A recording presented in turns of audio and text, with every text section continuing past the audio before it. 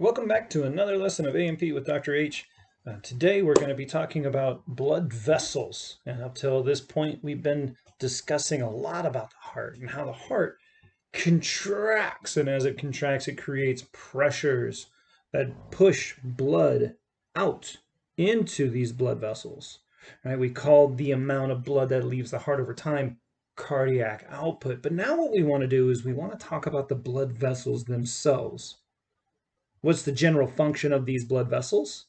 The general function of these blood vessels is to transport blood out to the tissues of the body that needs it, whether it's to the pulmonary circuit, such as through the pulmonary trunk here, or to the systemic circuit out through the aorta. And that's what we're going to focus on the most, at least as this particular flow chart goes. Okay, so when we want to try to follow blood flow out of the heart, the first thing I want to point out is that there are some words that you guys should learn. All right. The first word is an artery. So when we're dealing with blood vessels, there are three major blood vessels that you guys are going to be talking about repeatedly. The first one is an artery. So an artery is just generally described as a blood vessel leaving the heart or bringing blood away from the heart. So the pulmonary trunk is an artery, the aorta is an artery, and then all the rest of these are arteries that are moving blood out to the systemic and pulmonary tissues are also going to be considered arteries. And blood is going to flow from an artery. And it's going to actually flow into smaller branches of the arteries, and we'll get talking about those in just a second. But from here, it's going to flow into a capillary. In the capillary, we're going to have gas exchange. So the oxygenated blood is going to get dumped off, right? The oxygen, the nutrients, and all that sort of goodies is going to get dropped off, and we're going to be picking up metabolic waste. So from the capillaries, we're going to be allowing all this blood now to pass into veins. And veins are defined as blood vessels that return to the heart. And in fact, some of these blood vessels that return to the heart can be oxygenated if it's returning from the pulmonary circuit, for instance. But most of these we're going to be talking about today are systemic. Right? And these veins are going to return the blood back to the heart. So we'll just kind of draw in a nice little simple heart here so you can think about that. Right? And then blood is going to leave, especially when we're dealing with oxygenated blood, is going to leave back out through these arteries. So a nice little flow of information, just an easy representation of what we're going to be talking about. But what I want to get you guys to focus on is there are different types of arteries, and there are going to be different types of veins as well. So let's start in the left ventricle, because this is going to feed oxygenated blood out to the systemic circuit. That's most of the tissues of the body. So blood is going to leave the left ventricle, and it's going to pass into what major blood vessel? The aorta. We know this is an artery because it is moving away from the heart. Okay? What it makes the aorta very unique is the fact that it is so elastic. It's really big. It's about 2.5 centimeters to about a 1 centimeter in diameter. It's actually quite large. But what makes it so darn unique is the fact that it is elastic. And this is a term that I find that a lot of students have difficulty with. They think that elastic means stretchy, and that is not true, okay? Elastic means recoil. Elastic means the ability to return to its original position. When you're thinking about stretchy, you're thinking about words like compliance and capacitance. But the ability to recoil, that is elastic. And the reason why the aorta is so elastic is because it's covered in elastic fibers known as elastin. Lots and lots of elastin sheets run through these elastic arteries.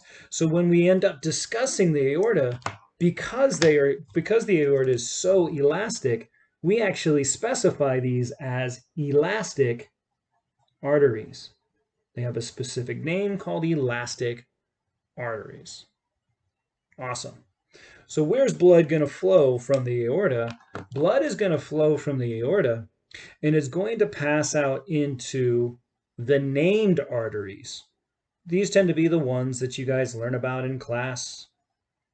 For instance, blood is going to flow into the brachiocephalic artery, brachiocephalic trunk, and from there it's going to go to the right carotid artery, right common carotid artery, the right subclavian artery to the right axillary to the right brachial. Those are all named. And we end up calling these, yes, arteries, but they're going to have a specific name that goes along with them. And that name is going to be muscular arteries. The reason why they're called muscular arteries is because they lose the elasticity. They still have a little bit of elasticity, but not huge sheets of elastic fibers, arteries. But they're going to have a lot of smooth muscle that surrounds them. We're going to go into the different layers of each one of these arteries in another video. But for now, all you really need to be thinking about with these muscular arteries is they're going to have some smooth muscle. They're going to have some thickness to them. And the reason why is because these tend to have a relative high, they have some relatively high resistance. They're having to deal with high pressure gradients. Let's talk about that way. All right, there's quite a bit of pressure inside of these muscular arteries.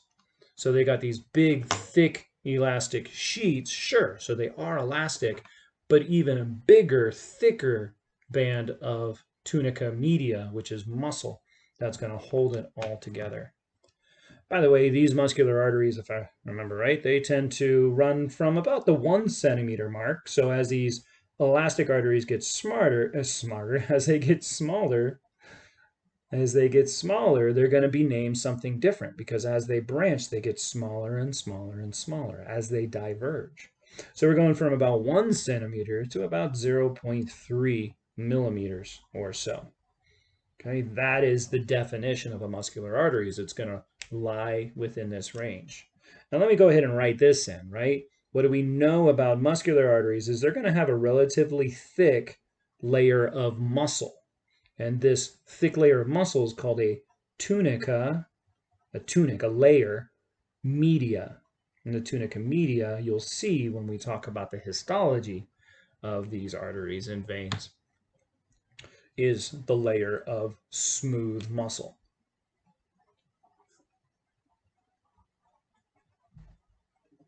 Now, these arteries keep on branching.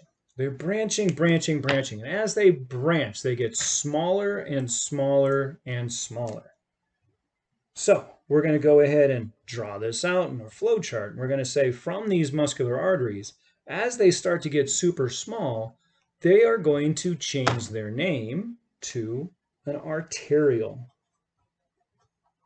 Arterioles are ones that professors tend to focus on very heavily because arterioles, well, they're going to have a lot of smooth muscle, just like the muscular arteries did, but they're going to be primarily smooth muscle. They're going to lose other layers when we go through the tunicas. You guys will see that. But what they're going to end up gaining is not only do they have smooth muscles, but this is also going to be a point where we have very high, an increased amount of alpha-1 adrenergic, I could spell, I swear, receptors. So what do we know about alpha-1 adrenergic receptors? What activates alpha-1 adrenergic receptors?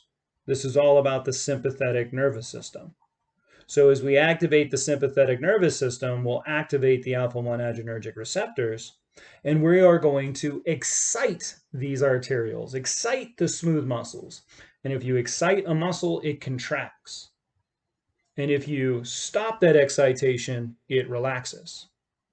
So these alpha-1 adrenergic receptors, controlled by the sympathetic nervous system on arterioles, are what make arterioles what's known as resistance arteries. Okay, arterioles are often known as our resistance arteries because we can control the diameter of these arterioles very well. Resistance arteries, or resistance arterioles. We can control the resistance by changing the diameter of those tubes. Awesome. Now, from the arterioles, again, what's going to end up happening is they're going to branch and they're going to branch and they're going to branch until they get super duper small. And once they get small enough, they end up forming into something called a terminal bronchiole because they terminate, right? But where do they terminate? They're going to terminate in a capillary bed. So we're going to go ahead and draw out a portion of this capillary bed here. We end up kind of just drawing it like a field goal post. Just makes things a little bit easier. Okay, so this portion right here is going to be a terminal bronchiole. I said bronchiole. Goodness gracious. Arterial. You can tell my brain is already onto the respiratory system here. All right, terminal arterial. And the terminal arterial is very heavily innervated by alpha-1 adrenergic receptors and has a lot of rings of smooth muscle around it. So we can control the terminal arterial very well. And if we constrict the terminal arterial, less blood will get into this area. And if we relax it, more blood can get into this area. So what is this area called? Well, this area right here is the beginning of what's called a meta-arterial. Okay, so this portion right here is called a meta-arterial. The meta-arterial. All right, what's so cool about this meta-arterial? Well, the meta-arterial is where we start to get these branches that come off of it. All right, I'm not going to try to make these things too fancy because I'm really not that good of an artist. But we're going to see a lot of branching of blood vessels here. Okay, lots and lots of what's called capillaries that branch off of this. And as they branch, these capillaries are extremely small. They're very, very small. And they sometimes interconnect with one another. And they often will just branch and branch and branch. But I'm going to try to make this somewhat simplified. I don't want to make this maze too crazy. These out here are capillaries. And this whole thing that we're about ready to draw in together, all of what we're about ready to draw in together, is known as a capillary bed. It's a bunch of capillaries that work together. Each capillary bed is about 10 to 100 capillaries. And capillaries are extremely small. Okay, capillaries are by far the smallest of all of these blood vessels. They're about 8 to 10 microns. And for most of you, thinking about 10 microns doesn't mean anything. Like, it's not a number or a size that you have any relation to whatsoever. But how about this? A capillary is big enough to let a single erythrocyte, a single red blood cell through at a time. Okay, so a single red blood cell can squeeze its way through this capillary bed. I think that's pretty darn cool. And as this meta-arterial drops off the oxygen and the nutrients to the tissues, what's going to end up happening now is we lose the oxygenated blood and we start picking up carbon dioxide. So now this becomes bluish because we start to pick up poorly oxygenated blood. And I try not to do too much. Like, I don't even open up this area because, I don't know, just not that good of an artist. I try, but we can just kind of draw this in like this. Don't try to do anything too fancy. If you look in your textbooks or you look online, you can get big, beautiful pictures of this whole thing. Well, Don't worry too much about drawing it that way as you're studying, because that will slow down your studying. These are what's called true capillaries out here. These are called true capillaries, and they make up the capillary bed. All right, so what is going on over on this side? What's going on over on this side? Well, this meta-arterial is actually really darn important, because right here, surrounding the area right at the base where the capillaries lead off of the meta-arterial, there are little rings of smooth muscle called precapillary sphincters. Precapillary, as in before the capillary, sphincters. Okay, sphincters are just circular muscles. So now these smooth muscles here can contract and relax, because if they contract, what's going to happen to the amount of blood that can go out into this capillary? It's going to decrease. It's going to decrease. And if they relax, what's going to happen to the amount of blood going out in the capillary bed? It's going to increase. Why is that important? Because if every capillary bed in the human body were to allow blood into those tissues, if all the tissues of the human body received the perfusion that they required, it would drain your blood vessels of blood. There'd be no blood left to go to the heart. There's that much capillary bed surface area. So what we need to do is we need to make sure that the blood is only going to the areas that we want it to go to. Only the areas that have the highest oxygen demand. And then in areas with low oxygen, low nutrient demand, we're going to decrease the amount of blood that goes out into those tissues. It's a really beautiful symbiotic thing. So if these precapillary sphincters are completely blocked off, what's going to happen now is blood is going to shunt its way through this meta-arterial, and it's going to go into this other side, which is called a thoroughfare channel. Okay, this is a thoroughfare channel. And we typically only talk about the thoroughfare channel when we shunt off the blood, which is okay, but the thoroughfare channel is there no matter what, and blood's always going to enter through it. Remember, this is actually open. There's no sphincters here. I just didn't do a good job of drawing that in. Hopefully that all makes sense for you.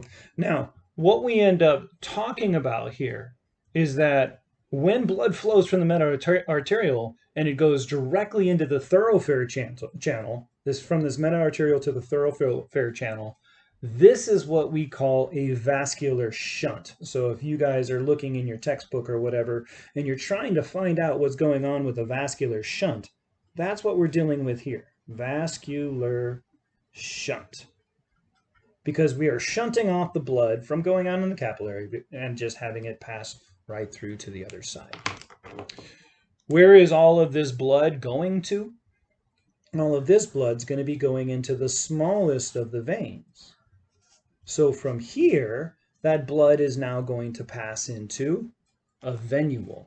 And that's kind of all we're going to say about the venule. Venules are, of course, really important because they help collect the blood. And from this, that blood is going to end up collecting back into veins.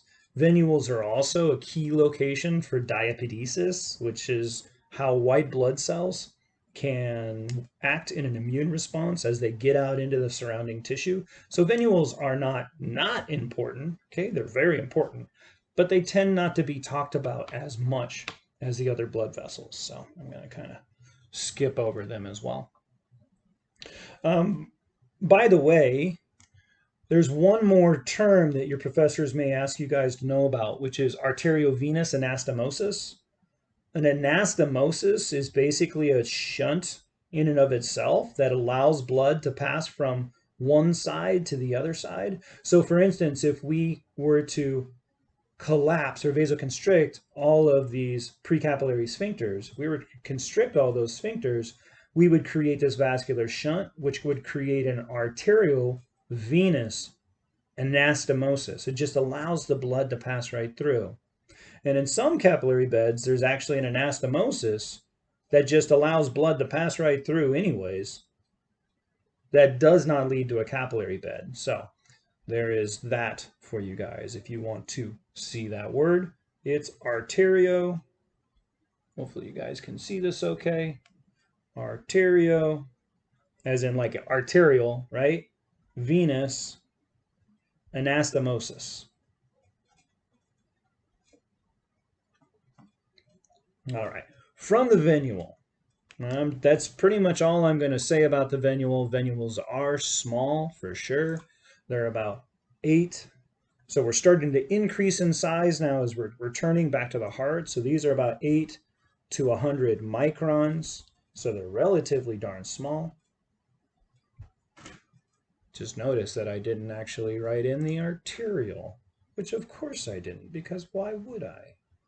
That would only make sense. Well, where do we know the muscular arteries lead off? Let's just go back real quick and get this done. Arterioles are going to start at about 0.3 millimeters, and they are going to range all the way down to where the capillaries start, all the way down to about 10 microns. So that is going to be the range that we want that arterial size. Hopefully that helps you guys. Venules are going to feed blood back into veins. And veins we're going to kind of leave quite a bit of room for, because we want to talk a lot about veins. This is going to be the rest of today's lecture here with the blood vessels. Veins are important. They tend to get overlooked, and they really shouldn't get overlooked. Veins start getting a lot bigger. They're going to range anywhere between that 100 micrometers all the way back up to 2.5 centimeters in size when we get down to the vena cava. But what's so darn important about veins? All right, so let's draw what a vein would look like, okay? If we're looking at a vein, we tend to lose a lot of muscle, whereas over here, the arteries tended to have a lot of tunica media. They had a lot of smooth muscle that surrounds it. Well, when you look at the veins, we basically just have endothelial tissue. There is smooth muscle, so don't think there's not smooth muscle. So this is just a depiction of the simple squamous epithelial tissue and the endothelium and the basement membrane. So we're just kind of making this as a representation. There is still smooth muscle on the side as well. So there are striations of smooth muscle over here on either side. So we can control the diameter of veins. It just doesn't tend to have as much of an impact as the arteries and the arterioles. But what makes veins so unique is the fact that they have such low blood pressure. By the time we get this far into the system, veins, right, as we get this far away from the heart, we've used up most of the pressure, and that pressure is going to decrease rapidly as it goes through the capillary bed down here. So by the time we make it to the veins tend to have very low blood pressure. Low, super low blood pressure. Yeah, we're talking 5 millimeters of mercury, low blood pressure. I'm talking about mean arterial blood pressure when I'm talking about blood pressure, so I'm going to go ahead and write that in. Low blood pressure, mean arterial blood pressure. So it's really difficult, especially down below the heart. We're having to work against gravity to get blood back into the heart. We're having to move blood against gravity to push that blood back up through a vein. So these veins are going to have something that allows for blood to move up against gravity, even though their pressure is extremely low. And they do this because right here, as basically a part of this tunica interna, veins have valves. All right, I love that little terminology, right? Veins have valves. Just like the heart had valves, veins have valves. We're going to draw in 2 sets of valves. So now as blood moves up, and we're going to talk about the different ways that blood can move up and through this.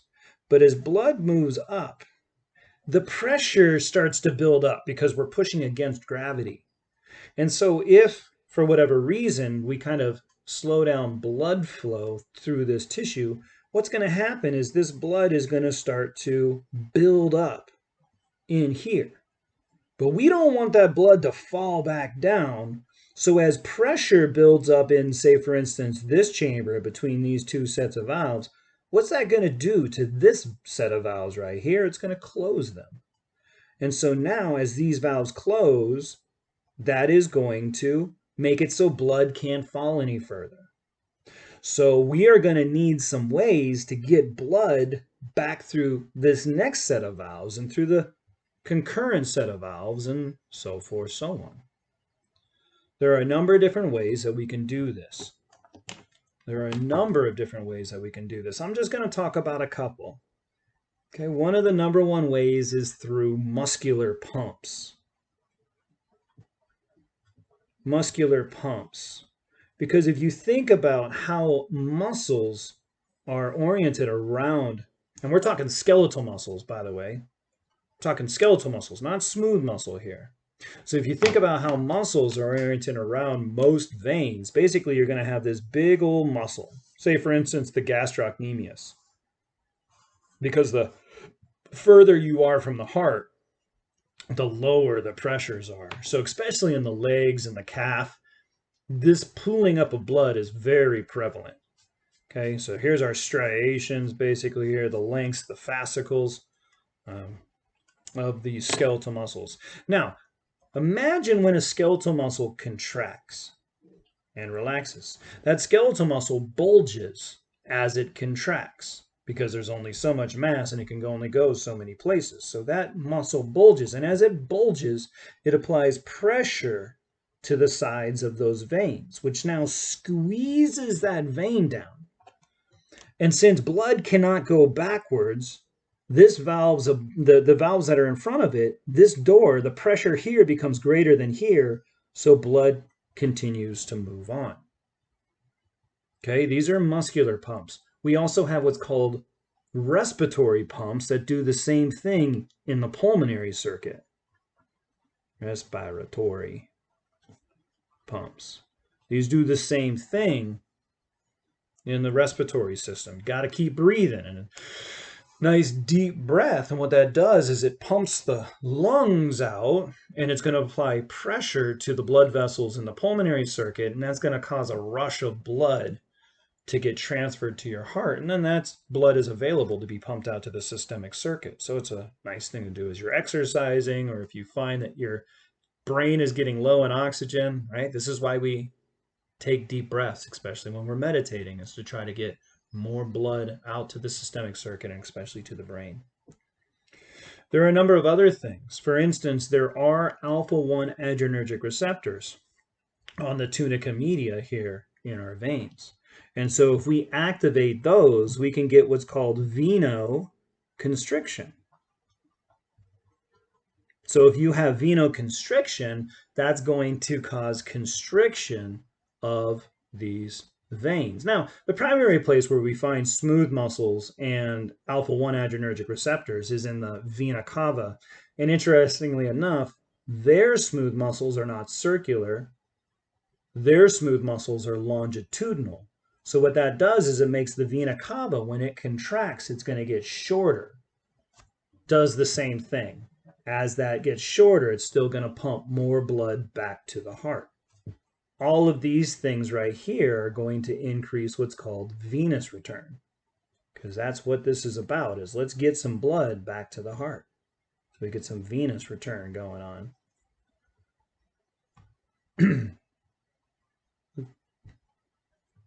By the way, I don't want to talk about it too much because I want to keep this lecture shorter than most.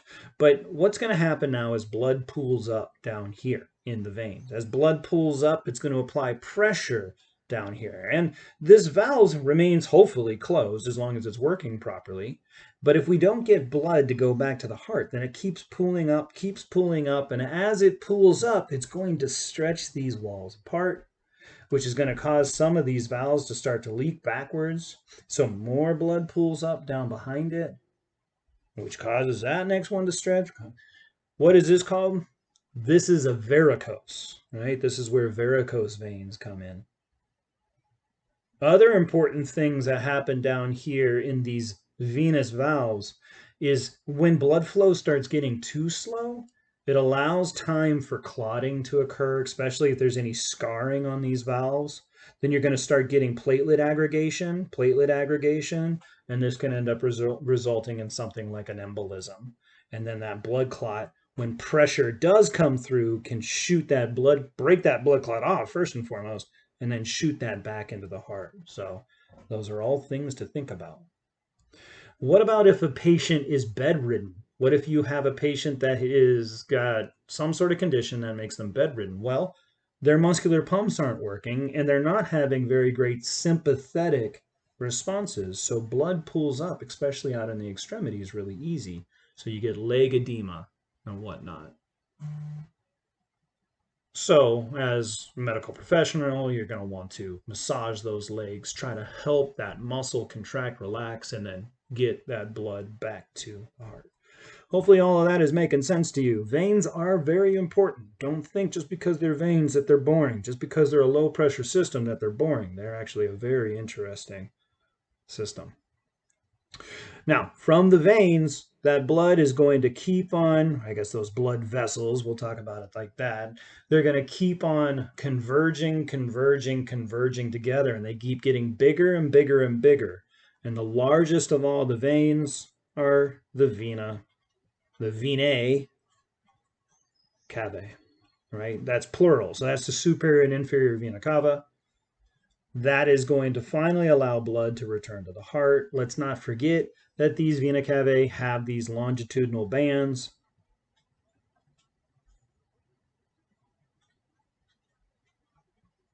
of smooth muscle and alpha-1 adrenergic receptors. So make sure you write that in. Alpha-1, because if we have alpha-1 adrenergic receptors, then we can cause contraction of those muscles, and that in of itself would increase venous return. All right, general characteristics of blood vessels. Hopefully this was helpful, helped walk you through each one, the flow and essence of blood as it passes through the system, the size of those, and the major anatomical landmarks. By no means is this the end of the story for what is going on with muscular arteries versus arterioles. It's just the most important stuff that determines the physiology that drives blood pressure, blood flow, and perfusion, which is what we're going to get into next. Thanks again for your time. Hopefully you learned something. This is Dr. H. See you in the next video.